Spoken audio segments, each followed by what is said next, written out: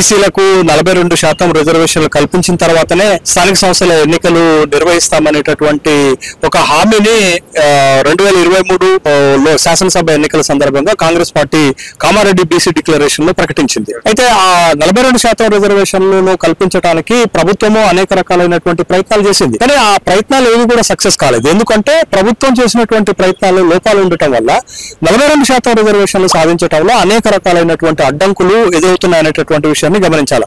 First మొదట ప్రభుత్వము 42% రిజర్వేషన్లు సాధించడానికి శాసనసభలో బిల్లు పెట్టి ఏకగ్రీవంగా ఆమోదించి దాన్ని రాష్ట్రపతికి పంపించారు. కానీ ఆ 42% రిజర్వేషన్ల బిల్లులో అనేకమైనటువంటి లోపాలు ఉండటం వల్ల రాష్ట్రపతి దగ్గర పెండింగ్ లో ఉండిపోయింది. తర్వాత రిజర్వేషన్ల కల్పన కోసం ప్రభుత్వం చేసినటువంటి మరొక ప్రయత్నం ఏంటి అంటే తెలంగాణ పంచాయతీరాజ్ చట్టంలో ఉన్నటువంటి 285 క్లాస్ ఏ అనేటటువంటి ఒక సెక్షన్ ని సవరిస్తూ సవరణను ప్రతిపాదిస్తూ దాన్ని ఆ 50% క్యాప్ ఉండేటటువంటి దాన్ని ఎత్తివేసి ఆ సవరణ బిల్లుని మళ్ళా శాసనసభలో ఆమోదించి గవర్నర్కి పంపారు. కానీ దాంట్లో కూడా తప్పులు ఉండటం వల్ల గవర్నర్ దాన్ని పెండింగ్ లో పెట్టారు. తర్వాత తెలంగాణ రాష్ట్ర ప్రభుత్వము 42% రిజర్వేషన్లతోటే ఎన్నికలకు వెళ్లాలనేటటువంటి ఒక ప్రయత్నం చేస్తుంది. దానికంటే ముందు ఏంటి అంటే తెలంగాణ రాష్ట్ర ప్రభుత్వము తెలంగాణ హైకోర్టుకు ఒక హామీ ఇచ్చింది. సెప్టెంబర్ 30 లోపే స్థానిక ఎన్నికలు నిర్వహిస్తామని.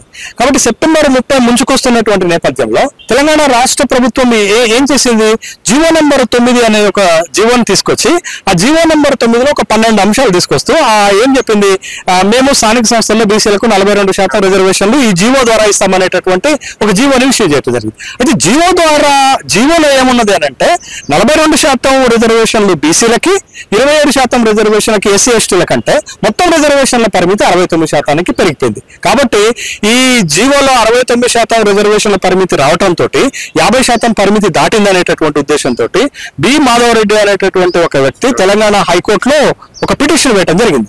అదేవిధంగా ఇదే జీవో పైన వంగా గోపాల్ రెడ్డి అనేటటువంటి వ్యక్తి హైకోర్టులో ఒక పిటిషన్ వేయడం జరిగింది.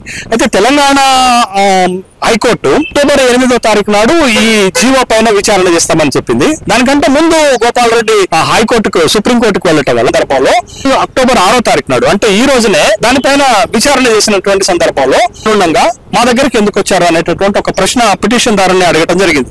ఎప్పుడైనా ఒక లీగల్ ప్రొసీజర్ ఏముంటుంది అంటే లీగల్ ప్రొసీజర్ ప్రకారంగా ముఖ్యమైనది కింది కోర్టులలో గనక ఎప్పుడైతే విచారణ జరుగుతుందో పై కోర్టులు పట్టించుకో, పై కోర్టులు తీసుకో. అదే విషయాన్ని ఇవాళ సుప్రీంకోర్టు ధర్మాసనం చెప్పడం జరిగింది.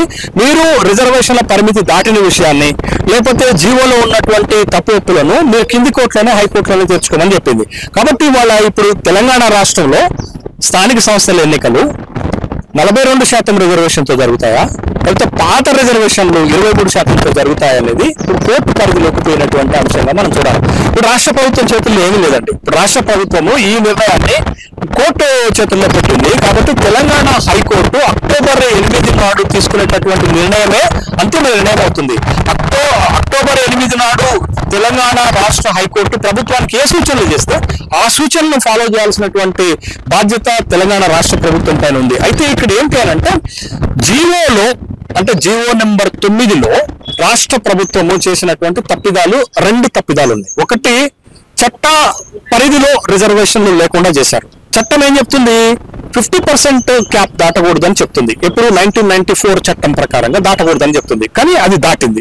తర్వాత రెండోది, గత సుప్రీంకోర్టు తీర్పులను వైలేట్ చేస్తూ జీవో ఉన్నది. ఎందుకు గతంలో సుప్రీంకోర్టు 2010లో కానీ 2018లో కానీ స్పష్టమైనటువంటి తీర్పు ఇచ్చింది రిజర్వేషన్ల పైన 50% దాటకూడదు అనేది. కాబట్టి ఈ రాష్ట్ర ప్రభుత్వం ఇష్యూ చేసినటువంటి స్థానిక సంస్థల ఎన్నికల కోసం ఇష్యూ చేసినటువంటి జీవో నెంబర్ 9 చట్టాన్ని వైలేట్ చేస్తుంది. గత తీర్పులను లీగల్ వైలేషన్స్ కూడా ఉన్నాయి. కాబట్టి ఎప్పుడైనా మీరు సుప్రీంకోర్టు కానీ హైకోర్టు కానీ ఒక అంశం పైన విచారణ చేసేటప్పుడు రెండు అంశాలను ప్రాతిపదికగా తీసుకుంటుంది. ఒకటి, ఇది చట్టంలో లోబడి ఉందా లేదా అని చూస్తుంది, పాయింట్ నెంబర్ 1. పాయింట్ నెంబర్ 2 ఏంటంటే గత తీర్పులకు లోబడి ఉందా లేదా అనేటటువంటి విషయం చూస్తుంది. కాబట్టి ఈ జీవో నెంబర్ 9లో రిజర్వేషన్ల పరిమితి మొత్తం 69% చేరటంతో ఒకటి చట్టం వైలేషన్ జరిగిపోయింది, అంటే లీగల్ వైలేషన్స్ జరిగిపోయింది, లెజిస్లేటివ్ వైలేషన్స్ జరిగిపోయింది. తర్వాత న్యాయస్థానాలు గతంలో ఇచ్చినటువంటి తీర్పు వైలేషన్స్ కూడా జరిగిపోయింది. కాబట్టి ఇది ఎంత మేరకు నిలబడుతుంది అంటే జనాభా పరంగా బీసీలు అత్యధికంగా ఉన్నారు. ప్రధానంగా ఈ మధ్యలో అన్ని పార్టీలు బీసీల గురించి మాట్లాడుతున్నాయి. ఏం చెప్తారు? ఎప్పుడైనా పార్టీలు నిర్ణయం అనుకుంటేనో లేకపోతే జనాభా ప్రాతిపదికపైన రిజర్వేషన్లు ఈ దేశంలో కల్పించబడలేదు. రిజర్వేషన్లు ప్రపోర్షనేట్ గా కాకుండా అడక్వేట్ రిక్వైర్మెంట్ అడక్వేట్ మీద ఉంటుంది. అందుకే తెలంగాణ రాష్ట్ర ప్రభుత్వం ఏమంటుంది, మేము కులగణన చేశాము, అక్యురేట్ డాటా తీసాము, డెడికేటెడ్ కమిషన్ వేశాము, కాబట్టి మేము 42% రిజర్వేషన్లు ప్రతిపాదించామన్నారు. కానీ బట్ డెడికేటెడ్ కమిషన్ సిఫారసులైనా డాటా అయినా కులగణన అయినా చట్ట పరిధికి లోబడి ఉండాలి. బట్ చట్ట పరిధిని దాటి రిజర్వేషన్లు మీరు ప్రతిపాదన చేశారు కాబట్టి ముందు చట్టము వైలేషన్ అయిపోయింది. తర్వాత గతంలో సుప్రీంకోర్టులు ఆయా రాష్ట్రాల హైకోర్టులు ఇచ్చినటువంటి తీర్పులకు కూడా లోబడి లేదు. కాబట్టి ఎంతవరకు రిజర్వేషన్లు ఈ బేస్ మీద సాధించబడతాయి అనేది ఒక బేసిక్ క్వశ్చన్ వేసుకుందామండి. ఒక ఫండమెంటల్ బేసిక్ క్వశ్చన్ ఏంటంటే, స్థానిక సంస్థల్లో బీసీలకు రిజర్వేషన్లు ఎప్పుడు వచ్చాయి? 1994లో వచ్చాయి. ఎలా వచ్చాయి? 243 article D and T article ద్వారా వచ్చాయి. వచ్చినప్పుడు రిజర్వేషన్లు ఎంత ఇచ్చారు? బీసీలకి 34% రిజర్వేషన్ ఇచ్చారు. మరి అప్పుడే 42 ఎందుకు ఇవ్వలేదు? రేవంత్ రెడ్డి లీడ్ అని ఇవ్వలేదా? లేకపోతే అప్పుడే 29 ఎందుకు ఇవ్వలేదు? అప్పుడే 27 ఎందుకు ఇవ్వలేదు అని అంటే చాలా సింపుల్ విషయం. చట్టంలో ఒక మంచి మాట ఉంటుంది. చట్టంలో ఉన్నటువంటి ఒక నిబంధన ఏంటి అని అంటే, ఎస్సీ ఎస్టీలకు జనాభా ప్రాతిపదికమైన రిజర్వేషన్లు ఇవ్వాలని అన్నారు. అప్పుడు ఎస్సీ ఎస్టీలు ఎంత ఉన్నారు? అంతకుముందే వాళ్ళకి రిజర్వేషన్లు ఎంత ఉన్నాయి? 16% ఉన్నాయి. వాళ్ళు 16% పోగా మిగిలిందంతా 34%. ఆ 34% బీసీలకు ఇచ్చారు.